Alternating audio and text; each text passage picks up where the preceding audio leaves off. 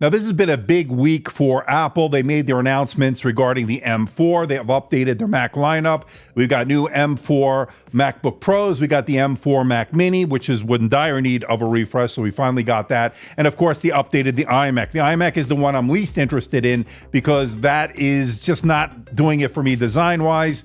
I don't like the 24-inch display. I want a bigger display, and it just lacks a lot of the pizzazz that I really like in an all-in-one. In fact, I actually reviewed an all-in-one. I released today the video of the HP Omni Studio X, and I think that one kicks the ass of the Apple iMac because it does have so much more functionality, while the iMac M4 will have better single multi-core performance on these synthetic benchmarks. In everyday real-world usage, you're not going to notice the big difference.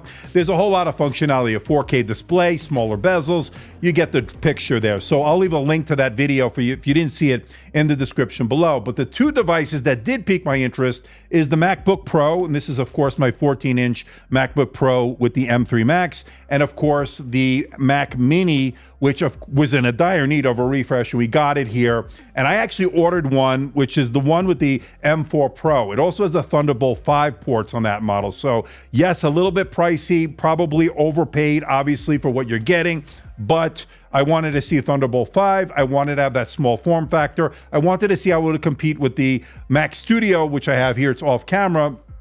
You can't see it here, but that is what I'm using also on a daily basis. So we have the MacBook Pro here. This, again, is my own 14-inch model. I've been using it quite a bit for Final Cut Pro, especially for that, since it's Mac only. I do like editing in that. I also use it for DaVinci Resolve, but that's pretty much what I use the Mac lineup for. And of course, there are some changes with the MacBook Pro. We'll get to the Mac Mini in a second. Now, as far as performance is concerned, we're expecting big numbers here, right? Well, from the M4 lineup, and we saw some leaked numbers from the Russian YouTube channels that got their hands on some pretty legitimate looking MacBook Pros, which I think they were.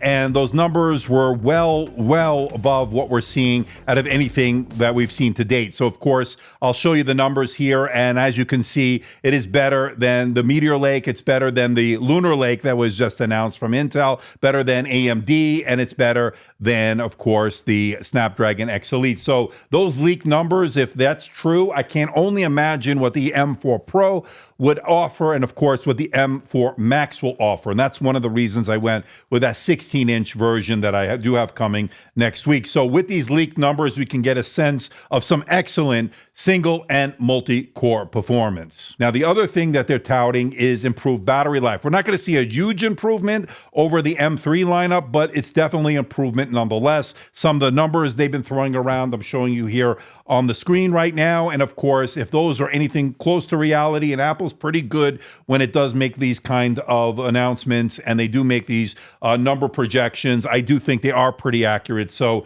I do believe most of the time of what they're saying in terms of battery life claims. But of course, we've been seeing some phenomenal battery numbers out of the Lunar Lake, out of the Snapdragon X Elite, even improved battery numbers out of the AMD Ryzen AI lineup that we looked at. So better battery life on this, going to be a little bit brighter screen. You're going to get a little bit brighter in terms of that HDR, as I mentioned. And of course, not much else physically. It's going to be pretty much the same as the lineup we currently have. So other than the update to the ports as far as Thunderbolt all around, and then of course all the other stuff I just talked about, not a huge update again physically from the aesthetics point of view. Again, no space gray, but you do get the space black, you do get the silver. I ordered the silver. And of course, those are some of the differences that we can find and look for on these new MacBook lineup that we're going to see with the MacBook Pros. All right, so one other big thing here with the display, or not such a big thing, but it's something I wanted to point out. Now, the display can get as bright as 600 nits, standard dynamic range. That has not changed.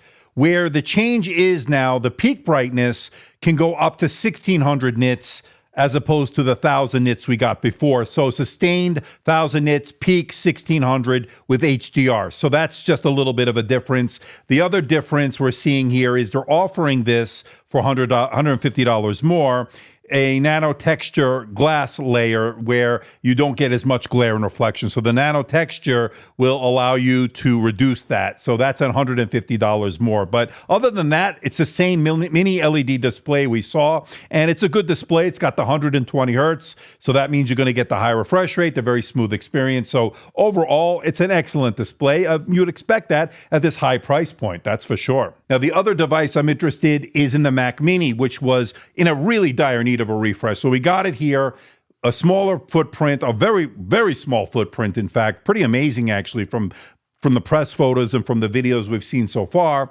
Obviously, I've ordered one. I'm going to get it. I got the one with the M4 Pro. It has the Thunderbolt 5 port, so that's going to be pretty interesting on that. So hopefully the I/O will be good on that. Now, one really strange thing is where they placed the power button that's on the bottom of the unit. Some people I've been seeing have been complaining about that. I don't think it's a big deal on Mac OS because I think you're going to put it to sleep and you're really not going to be using the power button all that much. I have the Mac Studio here and I never really use the power button unless I need to restart it for whatever reason, something goes wrong. Every once in a while, every blue moon, I will have to restart it. But other than that, I just put it to sleep and that's it. I don't really have to touch the power button. And I think that's pretty much the thinking, I guess, on the new Mac Mini, but we'll have to see. But it's a much smaller device and they offer it in different flavors. I think it starts at $599 and it goes up from there. And I think the $599 one might be the one you want to take a look at for a lot of people because it's going to have the M4, so it's going to be perfectly good for single multi-core performance. I don't think you're going to need more than that. But if you're somebody like me who does a lot of video editing, I went with the MacBook Pro M4 Max, and on that Mac Mini, I went with the M4 Pro. So let me know what you think about the M4 lineup. I'm actually pretty curious about that Mac Mini the most as far as what piqued my interest, but I'm also interested in to see how this MacBook Pro will be upgraded with the M4 lineup. And of course, especially that M4 Max, and especially when it comes to video editing, which is what I'm going to use it for the most in terms of my use case scenario. But let me know what you think. Is there anything in particular you want me to review? If you want me to compare it to the other chipsets out there, the Snapdragon X Elite, the Lunar Lake, the AMD Ryzen AI. So we have all of them here. We'll be able to do a very good head-to-head comparison. So a lot more to come here on the channel. Make sure you are subscribed. Make sure you hit that notification bell because we're right now hitting peak season. We will be getting all this in. So stay tuned. A lot of content to come. So see ya in the next video.